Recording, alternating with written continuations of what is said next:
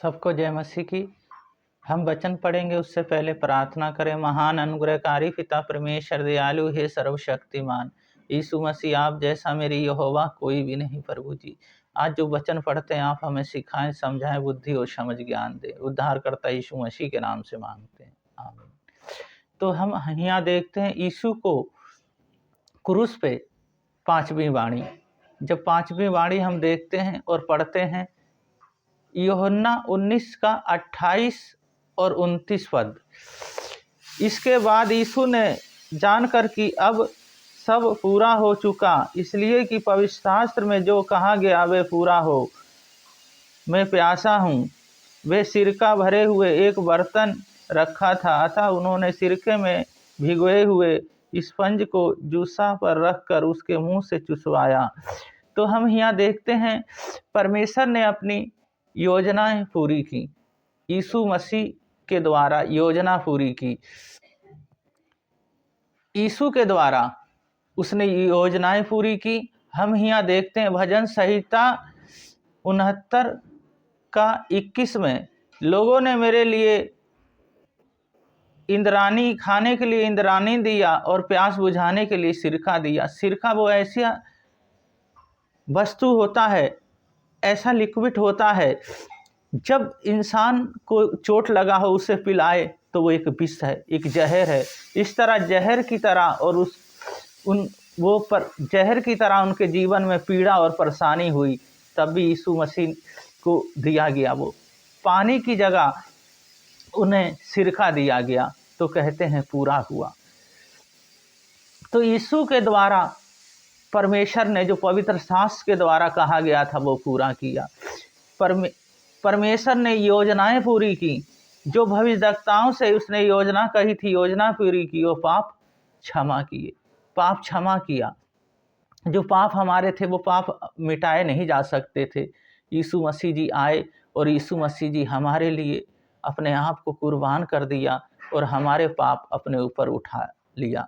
तो उन्होंने हमारे लिए रास्ता साफ किया। परमेश्वर थे, मनुष्य जाति बन के आए थे, क्योंकि जो आदम और हव्वा ने पाप किया था उस पाप को मिटाने के लिए यीशु मसीह जी इस जगत में आए और हमारे पापों और गुनाहों को उन्होंने अपने ऊपर उठा लिया।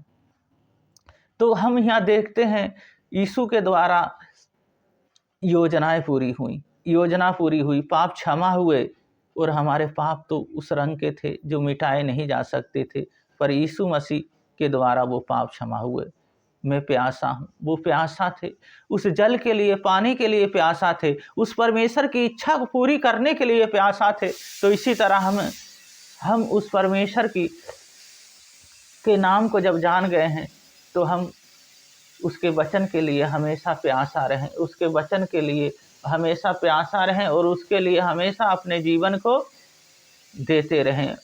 तो हम यहाँ देखते हैं यीशु कष्ट में थे, मृत्यु की पीड़ा थी उनके जीवन में।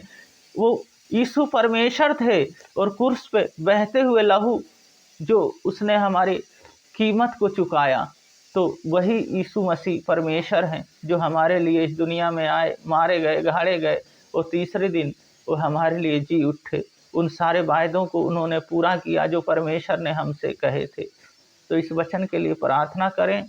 महान अनुग्रहकारी पिता परमेश्वर दयालु हे सर्वशक्तिमान, इन सब भाई बहनों को आपके हाथों में सौंपता हूँ। सुनने वालों को बहुत आशीष दें प्रभु जी।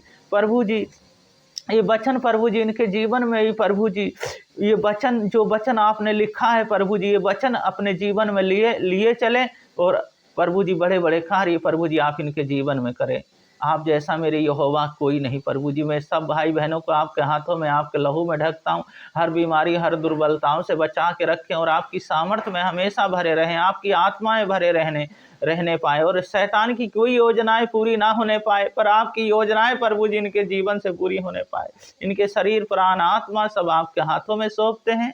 पिता, पुत्र, पवित्र आत्मा के नाम पे आशीषित करते हैं। जो कमाते हैं उस पे मल्टीप्लाई करें, 100 गुना आशीष दें। कर्ज कोई भी ना रहने पाए, सब यीशु मसीह आपके नाम से चले जाए। इनके शरीर, प्राण, आत्मा सब आपके हाथों में सौंपते हैं। उद्धारकर्ता यीशु मसीह के नाम से मांगते हैं, आमीन। तो यीशु मसीह ने हमारे लिए अपने आप को कलवरी क्रूस पे दे दिया। क्रूस पे थे, यीशु मसीह ने 5वीं वाणी बोली, 5वां वचन बोला, 5वां शब्द बोला और क्रूस पे थे। कहते हैं मैं प्यासा हूँ। इसी तरह हमें भी उसके वचन के लिए हमेशा प्यासा रहना है, उसके वचन में ही अपने जीवन को जीना है और अपने जीवन में जो उसकी इच्छाएं और मर्जी हैं वो हम करें। क्योंकि हम इस संसार में रहते हुए जब तक यीशु मसीह हमारे जीवन में नहीं है, जब तक आत्मिक भोजन हमारे जीवन में नहीं है, जब तक हमारा कुछ भी नहीं हो सकता। तो उस परमेश्वर को बहुत बहुत धन्यवाद देते हैं। सबको जय मसीह।